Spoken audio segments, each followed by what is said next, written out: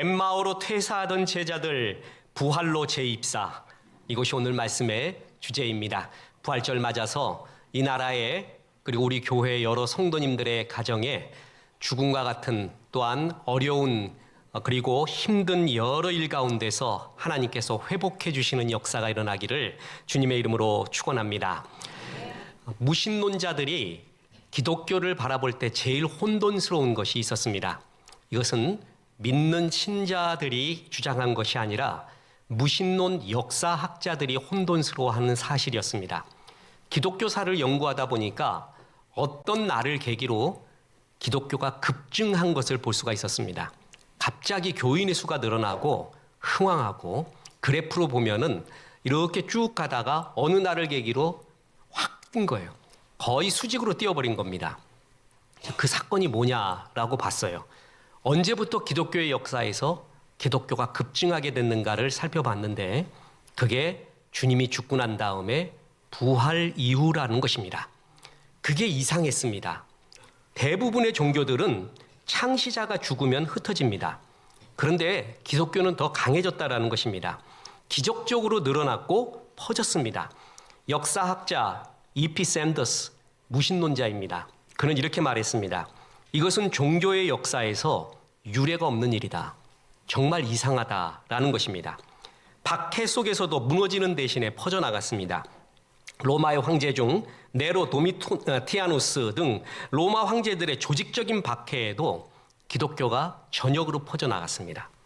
무신론자인 월 듀련트라는 역사가는 핍박받는 공동체가 이렇게 흥왕한 예는 없다. 이상하다라는 거예요. 그리고 마침내 로마 전역에서 313년 콘스탄틴 대제가 기독교를 국교로 공인하게 되는 단계까지 이르르죠. 창시자가 죽었어요. 그럼 흩어지는 거예요. 근데 더 늘어났다는 거예요.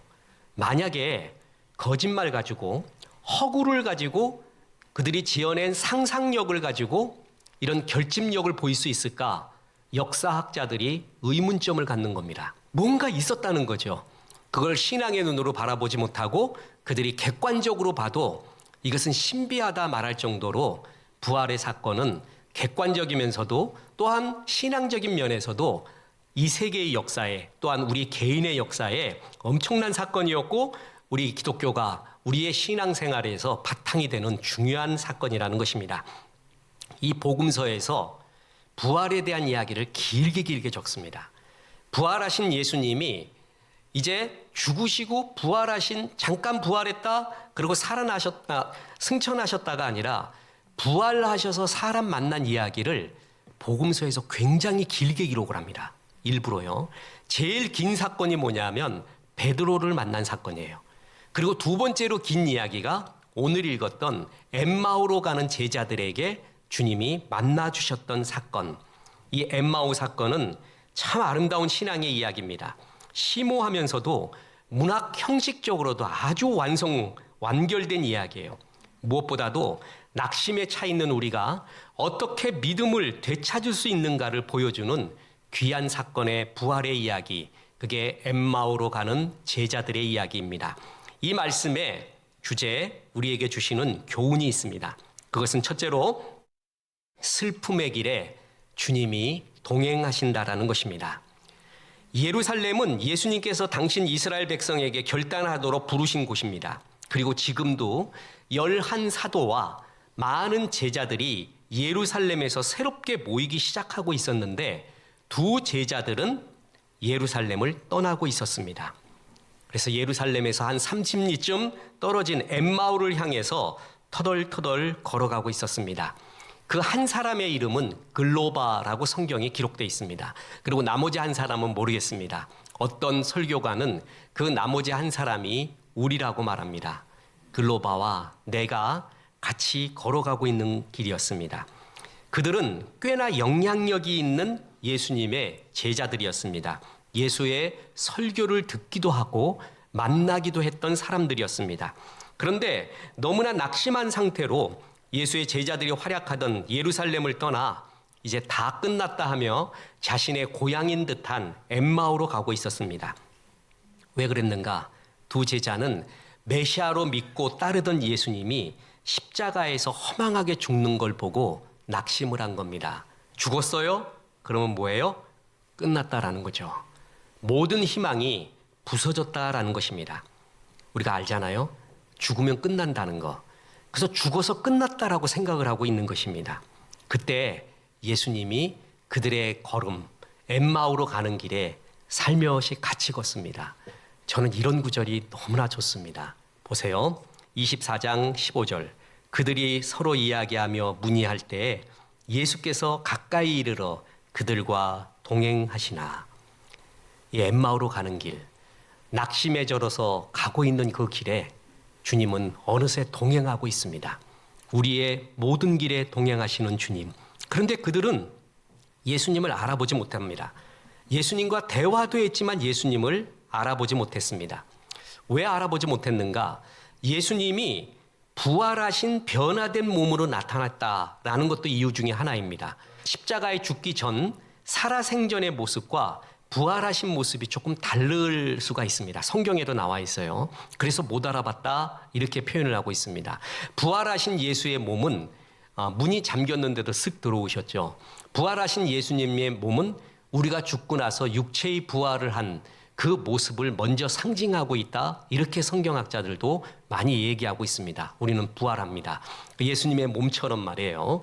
그것뿐만이 이유가 아니라 그들은 너무 낙심에 젖어 있었습니다. 실망했습니다. 그래서 영적인 눈이 가려져 있었습니다. 이야기의 정황으로 보면 엠마오의 제자들은 예수님의 설교를 자주 들었을 것이며 그분과 이야기도 나눴을 것입니다. 그런데 몰라보는 것입니다. 사람이 너무 실망하잖아요. 낙심에 쩔면은요 아무것도 보이지가 않습니다.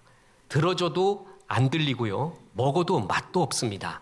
이런 상태의 사람이 바로 엠마오의 제자들이었습니다. 그때 예수님은 그들에게 무슨 일이 있었냐고 물으셨습니다. 그러자 글로바가 말합니다. 아니, 당신도 보니까 예루살렘에서 오는 듯한데 지난 며칠 동안에 예루살렘에서 있었던 큰 일을 당신은 모릅니까? 이렇게 물었어요. 그랬더니 예수님이 시침이 떼시고 도대체 무슨 일입니까? 라고 했더니 또다시 대답을 합니다. 나사렛 예수의 일입니다. 그는 하나님의 귀한 선지자였습니다. 그가 하는 말과 행위를 보면은 옛날 선지자들과 달랐습니다. 정말 무슨 큰 일이 일어날 것 같았습니다. 그런데 대제사장과 지도자들이 그분을 빌라도에게 넘겨두고 사형 선고를 받게 하고 십자가에 못 박았습니다. 우리는 정말 믿었습니다. 그 예수야말로 이스라엘을 구원하실 분이라는 희망을 품고 있었습니다. 근데 다 끝났습니다. 이렇게 말하고 있는 거예요. 그리고 또 이렇게 말합니다. 그 일이 있은 지 사흘이 지났습니다. 그런데 지금은 그분의 시신도 찾을 수가 없습니다. 시신이라도 있어야 우리가 다시 뭉칠 수도 있고 그 교훈을 마음에 새길 수도 있을 텐데 어떤 여자들, 우리와 함께한 여자들이 이렇게 말합니다. 그분의 시신은 찾을 수 없다. 그러면서 천사들이 예수께서 다시 살아났다고 이런 유언비어를 터뜨리고 있는 겁니다. 우리 동료들 가운데 그것도 확인해 보려고 가니까 그 여자들의 말대로 무덤은 비어 있었습니다. 이런 말하는 거예요. 부활은 믿지 않는 거예요. 다시 사셨다 이런 거는 믿지도 못하겠고 이제 스승님의 시신도 없어지고 그 스승님은 죽었고 그래서 나는 끝난 겁니다. 이렇게 말합니다. 우리가 이럴 때가 있습니다. 사람이 낙심과 절망, 삶이 무너져 내려서 어떤 기대도 다 허물어지고 내일이 보이지 않는 그런 길. 저도 걸어봤고 여러분도 걸어봤을 것입니다. 그게 엠마오로 가는 길입니다. 그런데 이때 주님이 동행하신다라는 것입니다. 그리고 말을 들으십니다. 우리의 심정의 말, 토로하는 불같은 말, 쏟아내는 아픈 말들을 다 듣고 계시는 주님. 이 주님이 이 낙심에 쩔어 있는 엠마오 제자들에게 힘과 용기를 그렇게 들고 주고 계셨다라는 것입니다. 엠마오 길에서 동행하신 예수님은 오늘 우리가 출퇴근하는 길, 등하굣길, 교회 가는 길, 그리고 친구 만나러 가는 길, 유학 가는 길, 군대 가는 길, 모든 일상의 길에 역시나 동행하고 있습니다. 그리고 사업하면서 중요한 사람을 만나는 길에도, 몸이 아파서 병원에 가는 길에도 주님은 동행하십니다. 그런 실망의 길에 주님은 동행하고 계십니다. 그리고 우리의 아픔을 들어주십니다. 누가복음 24장 17절에 예수께서 이르시되 너희가 길 가면서 서로 주고받고 하는 이야기가 무엇이냐. 저는 이 구절이 또 너무나 좋습니다. 무슨 얘기인 줄 아세요? 무엇이 너를 그렇게 힘들게 하고 있느냐, 그걸 물어보는 거예요. 니네들이 주고받는 얘기가 뭐니? 뭐가 너를 그렇게 힘들게 하고 있니? 이런 구절들을 보잖아요. 그러면 이 구절 다음에 기도를 하는 거예요. 하나님이 엠마오 제자들에게 이렇게 말했듯이 주님, 저에게 지금 이렇게 말씀하는 것을 믿습니다. 제가 지금 이런 것이 힘듭니다. 이런 것이 힘듭니다 하고 말을 하는 거예요. 엠마오 제자들은 말을 하죠. 그 예수님께 내가 왜 힘든가, 이렇게 엠마오로 갈 수밖에 없는가를 말을 합니다. 그때 우리 주님이 치유하십니다. 회복해 주시고 예배와 교제와 그리고 사명을 회복해 주시는 역사가 일어나게 됩니다. 그래서 두 번째 고백이 있는데 무엇을 통해서 회복시켜 주시는가? 그것은 성경을 통해서 회복시켜 주고 있다라는 것입니다. 자, 제자들에게 어떻게 위로와 용기를 주는가? 성경을 들려주고 풀어주면서였습니다. 그리스도는 성경 공부를 인도하셨습니다. 엠마오로 가는 길을 성경 공부의 수업으로 바꾼 겁니다. 지금 물어봤어요. 무엇이 너희를 그렇게 힘들게 하느냐? 그랬더니 두 제자가 이야기합니다. 첫째는 우리의 스승이 십자가에 죽었다. 둘째, 그 스승의 시체마저도 없다. 그게 낙심의 이유입니다. 그래서 뭐라고요? 이제 끝났다라는 것입니다. 그랬더니 자, 누가복음 24장 20절 우리 대제사장들과 관리들이 사형 판결에 넘겨주어 십자가에 못 박았느니라. 뭐가 그렇게 힘듭니까? 우리 스승 죽었어요. 그리고 시체도 없어요. 그랬더니 예수님이 이제 치유를 시작하는데 이렇게 말합니다. 그대들은 어떻게 성경을 그렇게 모르는가? 예수의 제자로서 성경도 알았을 터인데 그대들은 이런 일이 일어나야 한다는 것과 메시아가 고난을 겪고서 그제야 영광에 들어가야 된다는 것을 알지 못하는가? 그러면서 모세의 책들로부터 시작해서 선지서, 구약 전체예요. 설명을 해주기 시작합니다. 무기력하게 나약하게 죽은 게 아니다. 그건 아버지 뜻에 순종하는 결과였다. 하나님의 아들 메시아가 먼저 고난받고 그 다음에 영광을 입게 되는 것이 지금 창세기부터 그리고 구약 전체에서 말하고 있는 것이 아닌가, 그걸 설명해 주는 거예요. 그러니까 그것은 당연히 죽는, 순종하여 죽고 그 고난 후에 하나님의 영광을 입는 부활할 것에 대해서 말해주고 있다는 것이에요. 그때 그들이 뜨거워지기 시작합니다. 자, 우리는 이렇게 생각해요. 엠마오로 가는 제자가요, 예수님이 다시 사셨다라는 것을 알기만 하면 완전히 회복이 되겠죠. 그럼 우리 이렇게 생각해요. 예수님이 이렇게 하면 되잖아요. 손 못자국을 보여줍니다. 그리고 허리에 창자국을 보여줍니다. 도마에게 보여줬듯이 나 예수야, 알아보겠니? 너와 식사도 하고 내 설교도 듣고 대화했던 예수가 죽은 게 아니라 살아났잖아, 잘 봐. 그렇게 하면은 보이지 않았을까요? 안 그러면은 아예 빈 무덤으로 데리고 갑니다. 그래서 무덤이 비었지, 너희도 보았지? 내가 다시 살아나서 이런 거야. 그래도 안 믿어요? 그러면 무덤을 이렇게 가로막았던 큰 돌이 있잖아요. 무기물 돌을 금으로 만들어버려. 그냥. 그리고 무기물만 기적으로 만드는 게 아니라 살아있는 거기에 남아있던 감람나무에게 전부 탱고 춤을 추게 만들어요. 힙합 춤을 추게 만들어요. 그러니까 유기물, 무기물을 전부 변화시켜서 기적을 보여줘요. 그 앞에서. 그리고 예수님이 손을 보여줘요. 그러면 누가 봐도 그건 뭐예요? 예수님이겠다. 다시 사셨구나. 이렇게 믿지 않을까요? 근데 그런 방법을 안 쓰셨어요.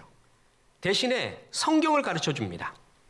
그러면서 구약을 쭉 풀어주면서 그 예수는 죽어야 됐던 메시아야.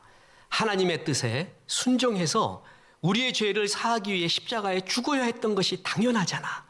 그리고 다시 영광을 얻어서 부활하셔서 해서 여기에 있는 것이야. 이것을 설명해 주는 거예요. 성경을 풀어서요. 자, 여러분 묻겠습니다. 기적을 보여주는 게 더 효과적이겠어요? 성경 풀어주는 게 더 효과적이겠어요? 사람들은 전부 기적이라고 말할 것입니다. 근데 기적을 체험하잖아요. 시간이 조금 지나 보십시오. 의심합니다. 내 기적이 진짜였는가 생각합니다.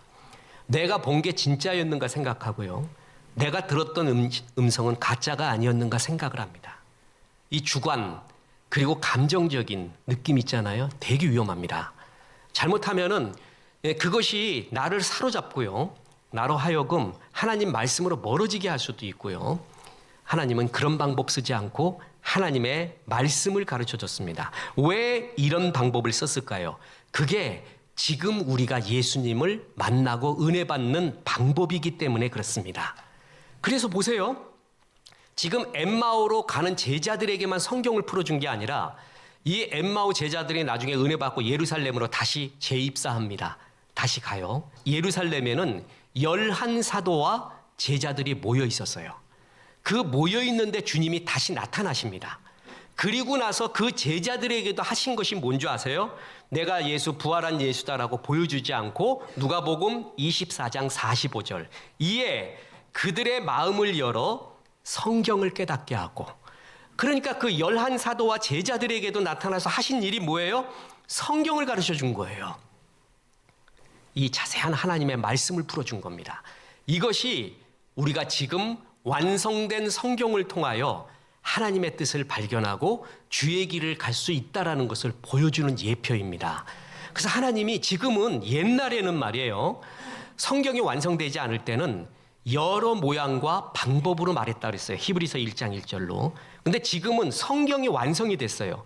그래서 누구보다도 가장 완벽한 하나님의 말씀인 성경을 통해 우리에게 교훈과 책망과 바르게 함과 의로 교육하기에 정확하게 우리에게 말해주고 있다는 것이에요.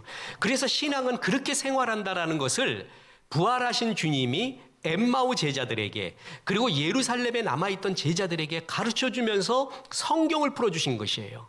그랬을 때 그들이 회복이 됩니다. 성경 속에서 회복을 얻고 위로를 받는다는 이 신앙이 가장 안정적이고 가장 효과적이고 가장 은혜가 넘치는 진짜 뜨거움입니다. 말씀을 들었어요. 엠마오로 가던 제자들은 마을 어귀에 도착하게 됐습니다. 예수님이 그냥 가시려고 하니까 우리와 함께 머물어 저녁을 드십시오. 그래서 날이 머물어 저녁이 됐습니다. 그래서 집에 들어와서 식사 좀 하자는 거예요. 예수님이 들어가서 식사를 했습니다. 이들은 놓치고 싶지 않았습니다.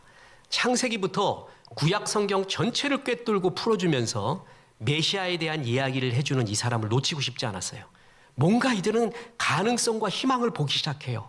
그렇구나. 메시아는 헛되이 나약하게 죽은 게 아니라 구약에 예언된 것이 메시아가 고난받는다고 되어 있구나.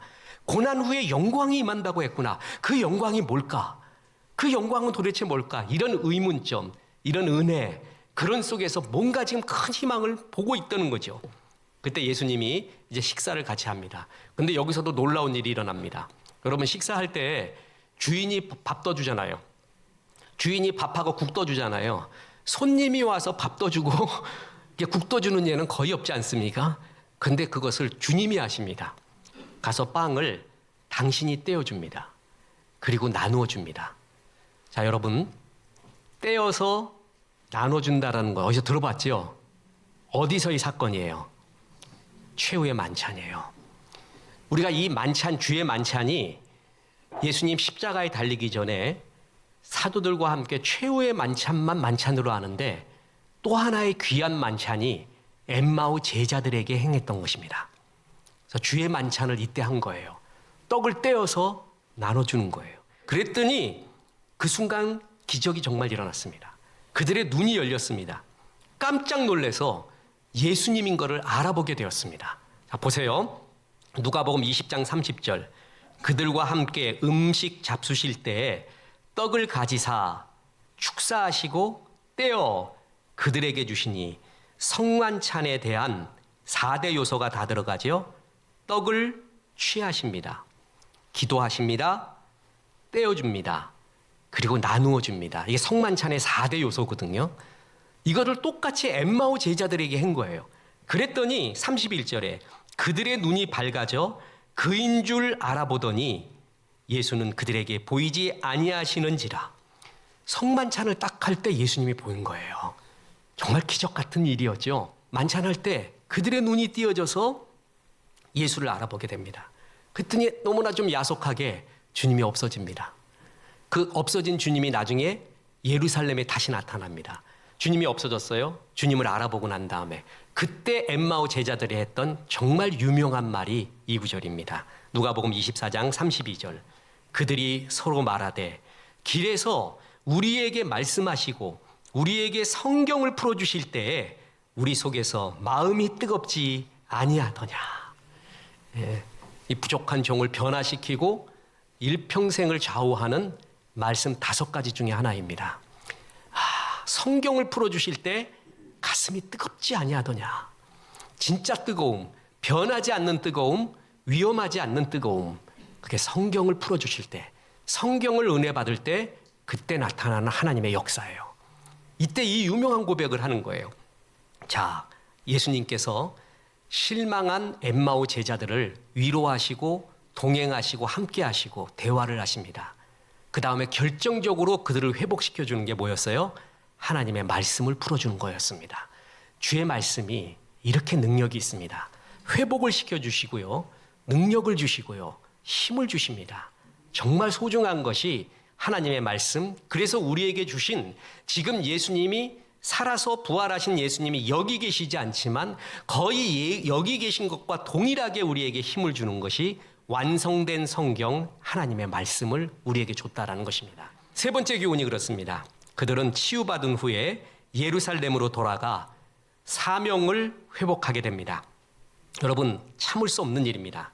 주님이 다시 사셨다니 엠마오 제자들은 하나님에 대한 열정이 회복되고 시작했습니다. 엠마오에 더 이상 머무를 필요가 없었습니다. 그럴 수도 없었습니다. 당장 밤에 오던 길을 거슬러 예루살렘으로 향하게 됩니다. 그분을 알아보기 전까지만 해도, 성경 말씀을 듣기 전까지만 해도 절망과 낙담과 의욕뿐이던 그들이 이제는 새로운 용기, 이렇게 살아야겠다라는 새로운 비전으로 가득 차 있었습니다. 그 밤에 12km를 날려 예루살렘에 도착했습니다. 그랬더니 정말 이상한 거예요. 그 예루살렘에 가봤더니 우리의 동료들이죠. 11사도와 제자들, 이 그룹에 있었던 사람이에요. 그러니까 그 그룹에 빨리 또 들어가는 거죠. 거기를 갔더니 거기서 동일한 얘기를 하고 있었는데 무슨 얘기하냐면은 주님이 다시 살아나셨고 베드로에게 나타났다 이거예요. 베드로에게. 베드로는 봤다 이거예요. 지금 그러니까 부활에 대한 체험을 누가 한 거예요? 베드로가 했죠. 그리고 누가 체험했죠? 엠마오의 두 제자들이 한 거예요. 그래서 엠마오의 제자들이 말합니다. 그 말 맞습니다. 저도 증언합니다. 부활하신 주님이 엠마오로 가는 우리의 길에 동행하셨습니다. 그리고 성경 풀어주시고 성만찬할 때 우리가 주님을 알아봤습니다. 분명히 예수님이었습니다. 주님이 살아났습니다 하면서 그 말이 진짜라고 도장을 찍어줍니다. 부활의 증인, 다시 말해서 예배가 회복됩니다. 성도와의 교제가 회복됩니다. 그리고 사명이 회복이 된 것이었습니다. 그랬더니 사람들이 얼마나 뜨거웠겠어요. 야, 베드로도 분명히 봤대. 엠마오 두 제자, 글로바 비롯한 또 한 제자도 나도 분명히 봤고 이런 일이 있었어. 그러니까 진짜일까? 진짜일까? 정말 그런 일이 일어났을까? 하고 있는데 그때 예수님이 나타나십니다. 문이 잠겼는데 다시 나타났어요. 그래서 보세요. 누가복음 24장 36절. 이 말을 할 때에 예수께서 친히 그들 가운데 서서 이르되 너희에게 평강이 있을지어다 하시니. 이야, 얼마나 그때 감격스러웠을까요? 살아계셨어? 맞았어. 진짜 살아나셨어. 나도 봤어. 막 그 얘기하고 있는데 예수님이 진짜 나타났어요. 그때 그 제자들의 감격, 이제 다시 시작하는 거예요. 회복된 거예요. 이제 크게 할 일이 생긴 거예요. 내 삶 전체를 바쳐도 될 소중한 체험을 거기서 하게 된 것입니다. 그렇습니다. 주님 만나고 은혜 받으니 성경 통해서 하나님의 뜻과 은혜를 깨달으니 그들은 다시 살아나기 시작했습니다. 저는 이것을 믿습니다. 저는 엠마오의 이야기, 이 이야기가 우리 인생의 전형적인 이야기라고 봅니다. 한때 은혜도 받고 좋아했다가 어떤 사건을 계기로 낙심을 합니다. 절망을 하고 엠마오 길, 신앙이 아는 길도 기웃거리고 벌써 그렇게 되잖아요. 그럼 얼굴이 달라져요. 얼굴이 확 달라집니다. 말도 달라집니다. 표정도 달라지고요. 눈빛도 달라져요. 좀비가 돼버립니다. 영혼은 있는데 아무 은혜가 없는 사람, 그렇게 돼버려요. 그때도 주님이 그 길에 동행을 하십니다. 그리고 말을 들어주십니다. 그 실망했던 말, 낙심했던 말을 다 들어주십니다. 너에게 무슨 일이 있었니? 뭐가 그렇게 너를 슬프게 했니? 참 이런 구절이 너무 좋잖아요. 그게 나한테 주시는 말씀이잖아요. 그때 다 말하는 거예요. 하나님 앞에. 그게 기도예요. 기도. 다 말했더니 하나님이 하나님의 말씀으로 하나하나 치유해 주십니다. 하나님의 말씀으로 하나하나 회복시켜주고 이들이 다시 살아나 부활의 증인이 되고 예배가 회복되고 기쁨이 회복되고 소망이 회복되고 교제가 회복되는 이 엠마오의 이야기가 우리의 이야기예요. 이 부활절에 하나님이 엠마오 제자들에게 하필 성경을 통해서 우리에게 말씀했다니 참 기가 막힌 일입니다. 보세요. 디모데후서 3장 16절에 모든 성경은 하나님의 감동으로 된 것으로 교훈, 너는 삶을 이렇게 살아라라는 것을 성경에 다 나와 있다는 거예요. 그리고 책망, 그렇게 살면 안 돼, 그것은 아니야라는 것을 뭐라고요? 하나님이 가르쳐주고 있다는 거예요. 뭘 통해서요? 성경을 통해서. 바르게 함, 다시 돌이키는 거, 이렇게 돌아가야 돼. 그 길도 성경에서 가르쳐주고 의로 교육하기에 유익하다. 하나님이 비전 준다는 거예요. 하나님의 선하고 의로운 길을 너에게 다 뭘 통해서? 성경을 통해서 가르쳐준다는 거예요. 어렵게 생각하지 마세요. 꼭 뭐를 신비하게 들어야지만이 이것을 갖다가 아는 게 아니라 완성된 성경을 계속 묵상하다 보면 이렇게 살라고 주님이 말하고 있구나, 이 길은 아니라고 말하고 있구나를 가르쳐주고 있다는 거예요. 그래서 이는 하나님의 사람으로 온전하게 하며, 온전해지는, 완성되고 성장하게 하는 것은 성경이고 모든 선한 일을 행할 능력을 갖추게 한다. 성경 말씀을 볼 때 뭐까지 갖춰준다고요? 능력이에요. 그래서 완성된 하나님의 말씀인 성경을 우리에게 주신 것입니다. 엠마오로 가는 제자들에게 주님이 그들을 회복시켜 주신 것이 성경이었습니다. 그리고 부활을 기다리고 있는, 긴가민가하고 이야기하고 있는 제자들에게 나타나서 그들에게 주님이 말하는 것도 성경을 가르쳐 줬습니다. 이것이 무엇이에요? 이제 부활하신 주님이 우리 눈앞에 없습니다. 보고 싶어도 못 봐요. 간혹 체험하실 수 있을지 몰라도 우리는 지금 볼 수 없어요. 그런데 그와 거의 동일하게 우리에게 주님이 옆에 계심을 느껴주고 우리의 길을 가게 해주는 것이 뭐라고요? 성경, 완성된 성경이라는 것입니다. 보세요. 태초에 말씀이 계시니라. 말씀이 하나님과 함께 하셨으니 말씀이 곧 하나님이라. 말씀이 하나님이었어요.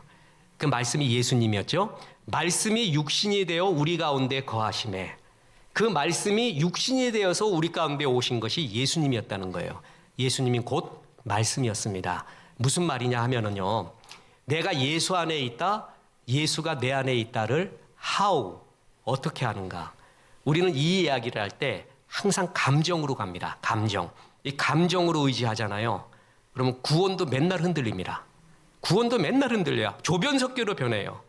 근데 흔들리지 않는 주의 말씀, 주의 말씀으로 구원받고 말씀으로 인도받잖아요. 아주 안정적이에요. 그리고 그때의 뜨거움은 이루 말할 수 없습니다. 진짜 이거는 정말 뜨거워요. 확신 속에서 나오는 영적인 뜨거움, 이걸 알아요. 너희 속에 성경을 풀어주실 때 너희 가슴이 뜨겁지 아니하더냐. 그때의 뜨거움은 이루 말할 수 없어요. 그래서 생각해 봤어요. 저는 문장 모으는 것이 취미입니다. 그래서 좋은 문장들을 참 많이 모아놨어요. 그래서 어떨 때 글이 안 나올 때 그 문장들을 쭉 읽어보면은 글이 막 참기름 발라놓듯이 쫙 나올 경우가 있습니다. 그거보다 더 소중한 게 하나님의 말씀. 그거 나를 변화시켰던 말씀을 쫙 모아놓은 게 있어요. 10개 모아놨다가 20개 모아놨다가 30개 모아놨다가 100개 모아놨다가 요걸 50개로 줄이자, 30개로 줄이자, 10개로 줄이자. 아이, 예수님 12사도였으니까 12개로 하자. 아니, 한 사람 빠졌으니까 11개로 하자. 이렇게 해서 진짜 나를 변화시킨 그 11개는요, 어떤 상황이 돼도 의심이 없는 나에게 잘 박힌 못, 그걸 쭉 정리해놔요. 그리고 보잖아요. 그렇게 좋을 수가 없어요. 그 중에 랭킹 5, 이게 바로 이겁니다. 너희 속에 성경을 풀어줄 때 가슴이 뜨겁지 아니하더냐. 이 뜨거움이 변함없는 진짜 뜨거움이다.